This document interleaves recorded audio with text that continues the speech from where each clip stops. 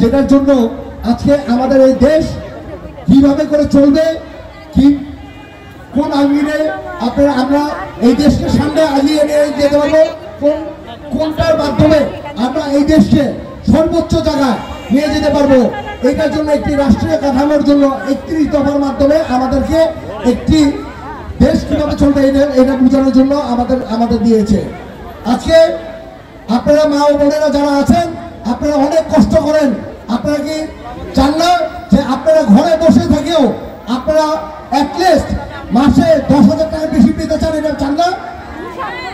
আমাদের দেশটায় তারেক রহমান সাহেব একটি কথা বলেছে যে আমাদের দেশের নারীদের জন্য 50 লাখ কার্ড দিবে, যে কার্ডের মাধ্যমে আপনি বাসায় বসে থাকলেও আপনার সংসার চালানোর জন্য আপনি 10,000 টাকা করে আপনি বাসায় বসে যেতে পারেন।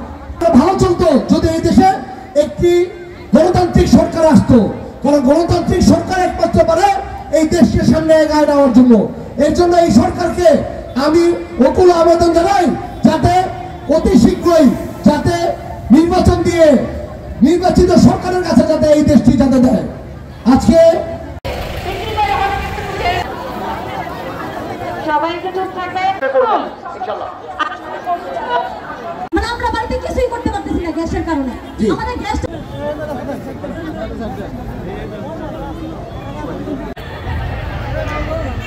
রুবেল ভাই আঙ্গুল লইলে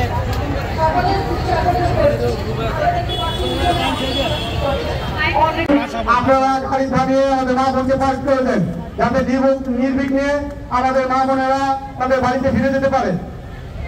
ধন্যবাদ জানাই যে আপনারা এত কষ্ট করে এত দূর থেকে ওইখান থেকে এসেছেন, এই জন্য আপনাদেরকে আমরা অন্তরের অন্তঃস্থল থেকে ধন্যবাদ জানাই। সুযোগ করে দিবে, একটু সুযোগ করে দেন। আপনারা নির্দিষ্ট দূরত্বে অবস্থান করবেন।